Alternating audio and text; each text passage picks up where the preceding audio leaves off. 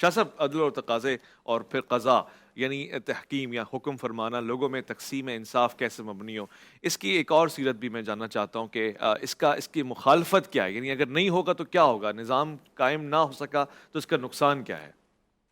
بسم اللہ الرحمن الرحیم۔ دیکھیں، پہلی بات تو یہ ہے، ذرا اس معاملے کو یوں دیکھنا چاہیے کہ حضور اکرم صلی اللہ علیہ وبارک وسلم نے فرمایا کلکم راعٍ وکلکم مسئول عن رعیتہ، کہ تم میں سے ہر شخص جو ہے وہ بادشاہ ہے اور اپنی رعیت کے بارے میں اس سے سوال کیا جائے گا۔ بالکل صحیح۔ یہ حضور اکرم صلی اللہ علیہ وبارک وسلم کی وہ حدیث ہے جو ہمارے تربیت کے نظام میں ہے۔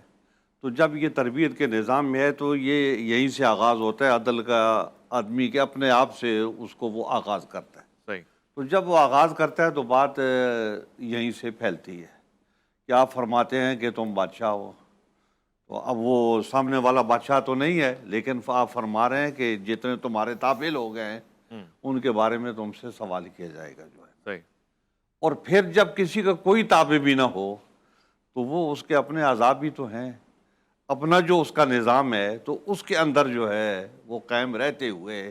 عدل اور انصاف کے ساتھ جو ہے نا وہ چلے۔ تو ایک انسان ہے وہ خود سے وہ عدل کا نظام اپنے لیے قائم کرے اور پھر اس کو آگے اسی طریقے سے پھیلائے، جیسے ہمارے مدارس میں ہوتا ہے کہ اساتذہ جو ہوتے ہیں وہ ایک نمونہ عمل ہوتے ہیں۔ صحیح۔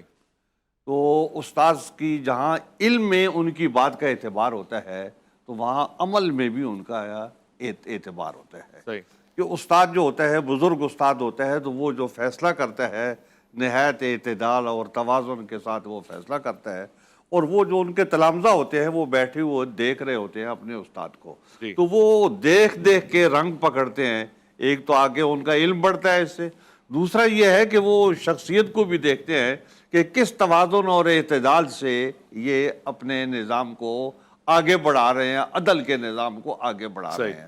تو حضور اکرم صلی اللہ علیہ وبارک وسلم نے صحابہ اکرام کی جو تربیت کی تھی وہ ایسی ہی تھی کہ وہ قرآن حکیم میں آتے ہیں وہ یزکیہم، کہ آپ ان کا تزکیہ فرماتے۔ تو تزکیے میں یہی بات ہوتی تھی، کوئی بات ہوتی تھی کسی صحابی سے کوئی غلطی ہو گئی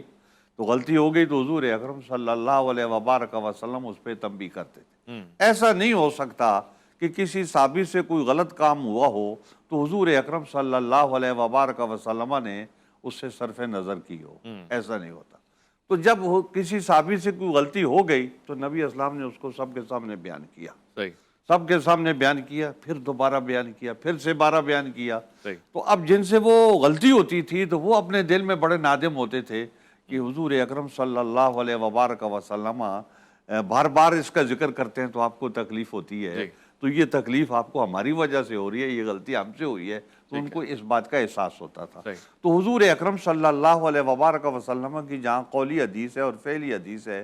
تو وہاں ایک تقریری حدیث بھی ہوتی ہے۔ تو وہ تقریری حدیث اسی کو کہتے ہیں کہ آپ کے سامنے کوئی عمل ہوا ہے تو آپ نے اس کو منع نہیں کیا، اس سے تو منع نہیں کیا تو اس کا مطلب یہ ہے کہ یہ درست ہے، اس کو تقریری حدیث کہتے ہیں۔ تو حضور اکرم صلی اللہ علیہ وبارک وسلم کے صحابہ اکرام نے ایک طویل عرصہ آپ کے ساتھ رہ کے ہر چیز جو ہے وہ انہوں نے سیکھی، کیونکہ کتاب ایک دم تو نازل ہوئی نہیں ہے، یہ تھوڑی تھوڑی کر کے جس طریقے سے ضرورت پڑتی گئی تو وہ نازل ہوتی گئی، تو ساتھ ساتھ میں ان حضرات کی تربیتیں جو ہیں وہ ہوتی گئیں، اور جب انہوں نے نظام قضا قائم کیا اپنے دور میں تو وہ وہی نظام قضا تھا جو حضور اکرم صلی اللہ علیہ وبارک وسلم نے قائم کیا ہے۔ اب قاری صاحب نے اس کی ایک مثال دی ہے، اور قرآن حکیم کی جتنی آیات ہیں وہ مفتی صاحب نے بہت ہی واضح انداز میں اور کھلے انداز میں جو ہے نا وہ بیان